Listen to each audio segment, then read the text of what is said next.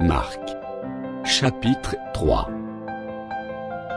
Jésus entra de nouveau dans la synagogue. Il s'y trouvait un homme, qui avait la main sèche. Ils observaient Jésus, pour voir s'il le guérirait le jour du sabbat. C'était afin de pouvoir l'accuser. Et Jésus dit à l'homme, qui avait la main sèche, « Lève-toi, là au milieu. » Puis il leur dit, « Est-il permis, le jour du sabbat, de faire du bien ou de faire du mal, de sauver une personne ou de la tuer ?» Mais ils gardèrent le silence. Alors, promenant ses regards sur eux avec indignation, et en même temps affligé de l'endurcissement de leur cœur, il dit à l'homme, « Étends ta main. » Il l'étendit, et sa main fut guérie. Les pharisiens sortirent, et aussitôt ils se consultèrent avec les Hérodiens, sur les moyens de le faire périr. Jésus se retira vers la mer avec ses disciples. Une grande multitude le suivit de la Galilée, et de la Judée, et de Jérusalem, et de l'Idomée, et d'au-delà du Jourdain, et des environs de Tyr et de Sidon. Une grande multitude, apprenant tout ce qu'il faisait, vint à lui. Il chargea ses disciples de tenir toujours à sa disposition une petite barque, afin de ne pas être pressés par la foule. Car, comme il guérissait beaucoup de gens, tous ceux qui avaient des maladies se jetaient sur lui pour le toucher. Les esprits impurs, quand ils le voyaient, se prosternaient devant lui, et s'écriaient, « Tu es le Fils de Dieu. » Mais il leur recommandait très sévèrement de ne pas le faire connaître. Il monta ensuite sur la montagne, il appela ceux qu'il voulut, et ils vinrent auprès de lui. Il en établit 12, pour les avoir avec lui, et pour les envoyer prêcher avec le pouvoir de chasser les démons.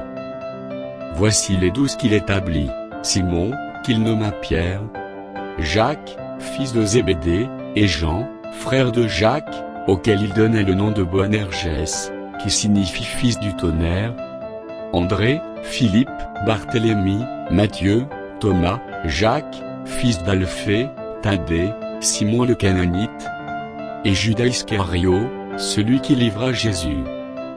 Ils se rendirent à la maison, et la foule s'assembla de nouveau, en sorte qu'ils ne pouvaient pas même prendre leur repas. Les parents de Jésus, ayant appris ce qui se passait, vinrent pour se saisir de lui, car ils disaient, « Il est hors de sens. » Et les scribes, qui étaient descendus de Jérusalem, dirent, « Il est possédé de Belzébul, c'est par le prince des démons qu'il chasse les démons. » Jésus les appela, et leur dit sous forme de parabole, « Comment Satan peut-il chasser Satan? Si un royaume est divisé contre lui-même, ce royaume ne peut subsister. Et si une maison est divisée contre elle-même, cette maison ne peut subsister. Et si donc Satan se révolte contre lui-même, il est divisé, et il ne peut subsister, mais son est fait de lui.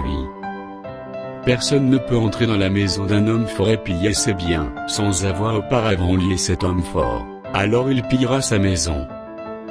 Je vous le dis en vérité, tous les péchés seront pardonnés aux fils des hommes, et les blasphèmes qu'ils auront proférés. Mais quiconque blasphémera contre le Saint-Esprit, n'obtiendra jamais de pardon, il est coupable d'un péché éternel. » Jésus parla ainsi par ceux qui disaient, « Il est possédé d'un esprit impur. » Survinrent sa mère et ses frères, qui, se tenant dehors, l'envoyèrent appeler.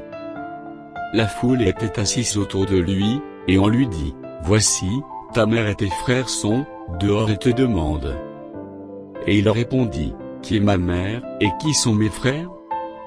Puis, jetant les regards sur ceux qui étaient assis tout autour de lui, « Voici, dit-il, ma mère et mes frères.